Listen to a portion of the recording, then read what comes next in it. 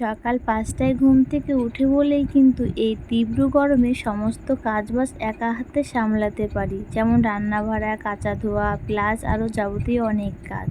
তো রাধে রাধে বন্ধুরা, তোমরা সবাই কেমন আছো? আশা করি তোমরা সবাই ভালো আছো। তোমাদের ভালোবাসাতে আমিও ভালো আছি। তো দেখো এখন বাজে ৫টার মতো। তো দেখো ৫টা সাড়ে ৫টার মতো বাজে আর কি। তো দেখো এখনই এত গরম, তাই ভাবছি দুপুর ১২টা ১টার দিকে কী অবস্থা হবে। তো এখনই বাইরে থাকা যাচ্ছে না, ঘরে থাকা যাচ্ছে না, এতটা গরম দিয়েছে। তো চলো প্রত্যেক দিনকার মতো আজকেও চলে আসলাম আরেকটি নতুন ভিডিও নিয়ে। তো আমার যারা বড় আছো তাদেরকে আমার প্রণাম, আমার যারা ছোট আছো তাদেরকে আমার তরফ থেকে অনেক অনেক ভালোবাসা জানিয়ে আজকের ভিডিওটা শুরু করছি। তো দেখো সকালে প্রত্যেক দিনকার মতো কিন্তু সকালে সিঁড়ির সামনে জল দিয়ে এসেছি ঝাড় দিতে।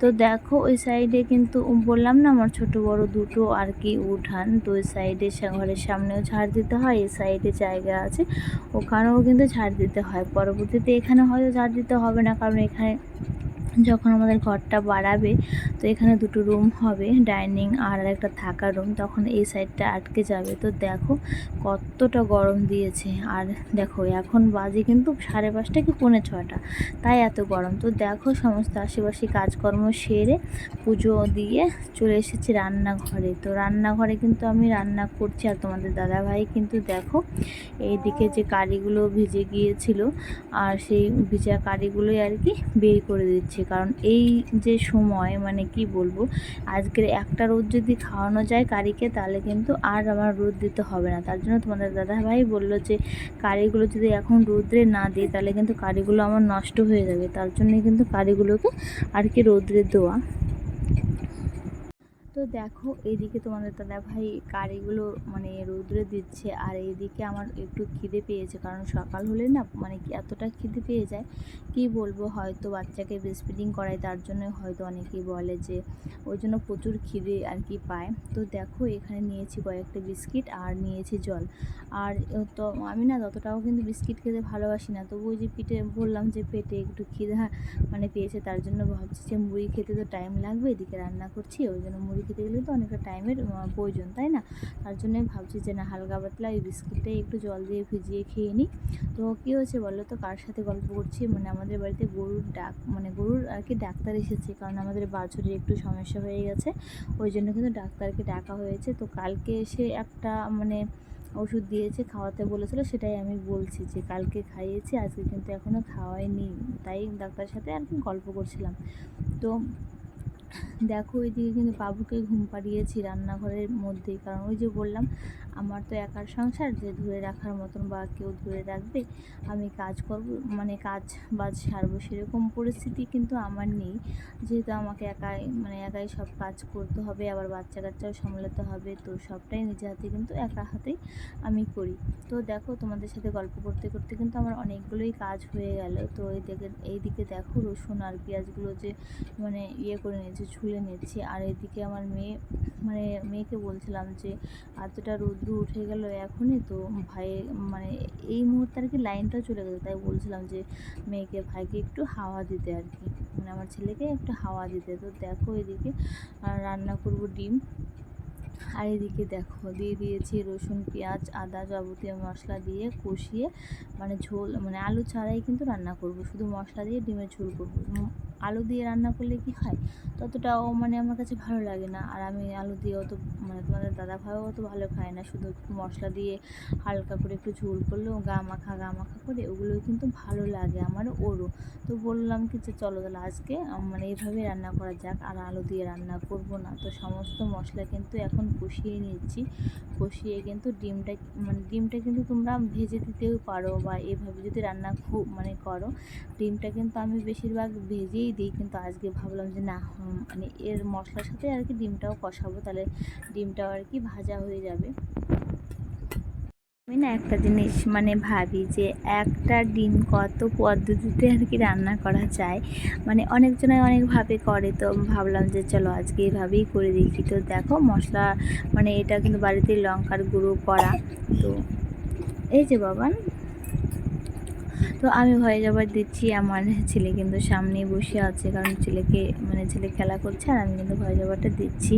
কারণ ওই যে বললাম তখনই যে মানে অনেকটা কষ্ট করে না মানে ভিডিও আমাকে করতে হয়, এডিট করতে হয়, তবুও মানে ভালো লাগে না গো, মানে এই ভিডিওতে তেমন কোনো ভিউজ আসে না বা ভিউজ হয় না, তার জন্য একটু মন খারাপ হয় যে কবে মানুষের মতন আমার ভিডিওতে অনেক লাইক কমেন্ট করবে।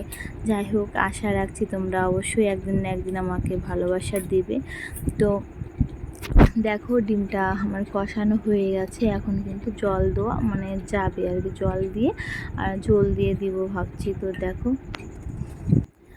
তো এই যে মানে এই কড়াইটা না মানে কি বলবো, মানে এতটা খারাপ এসেছে নতুন কড়াই, কিন্তু কেন যে দোকান থেকে তখন মানে এনেছিলাম তখন বুঝতে পারিনি, তো বাড়িতে এনে দেখি মানে 2-1 দিন রান্না করার পরে কড়ার মধ্যে কেমন যেন একটা দাগ দাগ বেরিয়েছে, মানে কেমন যেন একটা মানে ভালো আসেনি আর কি।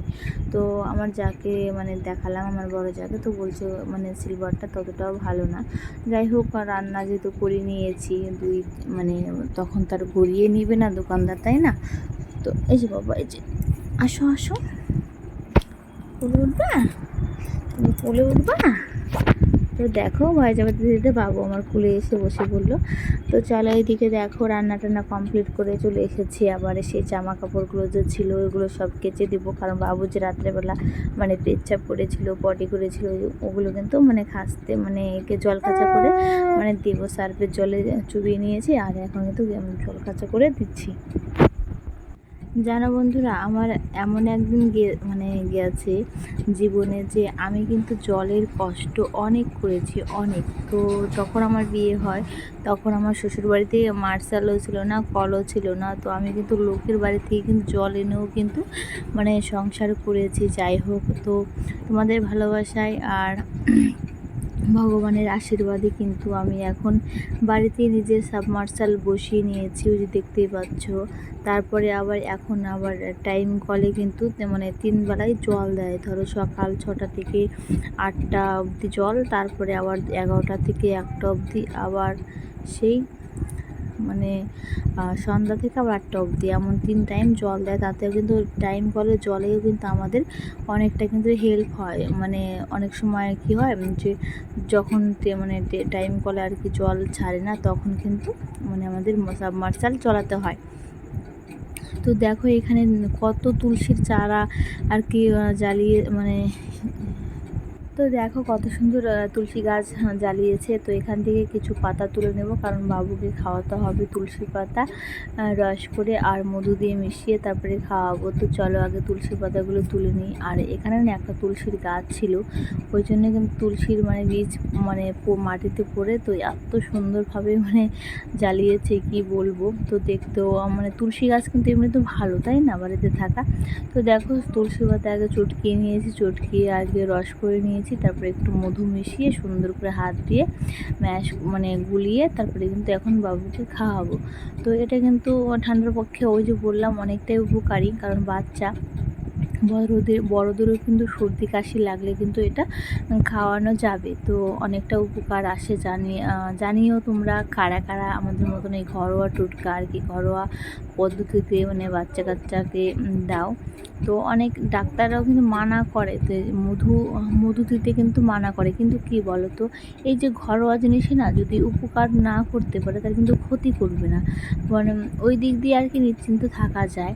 তো দেখো এদিকে বাবুর যে মানে চালের মানে সুজি, এটা আর কি সলিড খাবার যেহেতু এখন দিচ্ছি, তো এখন তো মানে সুজি দিচ্ছি আর সেরেলাক দিচ্ছি আর আপেল সিদ্ধও দিচ্ছি 1 টাইম করে।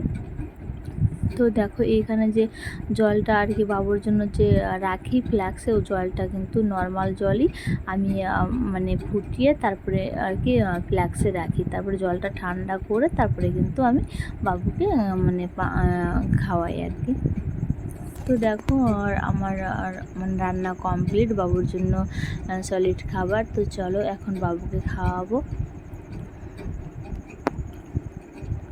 তো এই যে থালাটা দেখতে পাচ্ছ, আর চামচটা আর বাটিটা আর গ্লাস গ্লাস আছে একটা ওই সাইডে, এটা কিন্তু আমার বাবা মা আর কি কাকিমা এসেছিল আমাদের বাড়িতে, তখন কিন্তু নিয়ে আসছে আমার ছেলের জন্য আর কি সোনার লকেট, আর ওই যে গলাতে লকেট দেখতে পাচ্ছ ওই লকেট, আর কিন্তু এই থালা বাসন আর কি নিয়ে আসছে ওর জন্য। তো দেখো তখন আর রান্নাটা কিন্তু তোমাদের সাথে তারপর আর শেয়ারই করতে পারিনি। তো এটা কিন্তু অনেকক্ষণ আগে আর কি রান্নাটা আমার হয়ে মানে গিয়েছিল, পরে তোমাদের সাথে শেয়ার করলাম। তো দেখো খালি মশলা দিয়ে কিন্তু ডিমের ঝোল, তো এভাবেই কিন্তু আমার ভালো লাগে খেতে।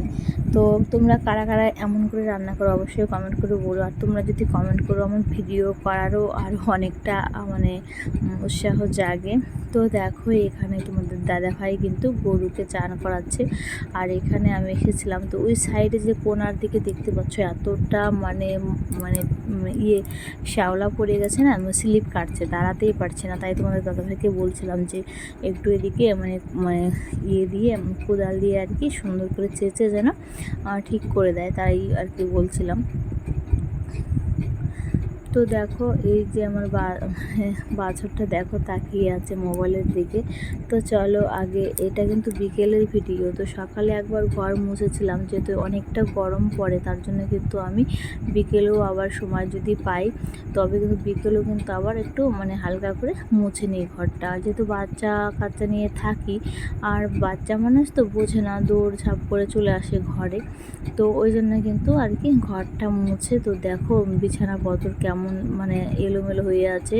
তো জামা কাপড় কেচে দিয়েছিলাম, ওগুলো শুকিয়ে গেছে, ওগুলো সব চেয়ারের মধ্যে এনে রেখেছি। এখন ঘরটাকে আর কি গোছাবো, জামা কাপড়গুলো সমস্ত গোছাবো, মানে বিছানাপত্র সব গুছিয়ে জায়গার জিনিস জায়গাতে রাখবো। তো চলো আজকে ভিডিও এই পর্যন্ত, চলো টাটা।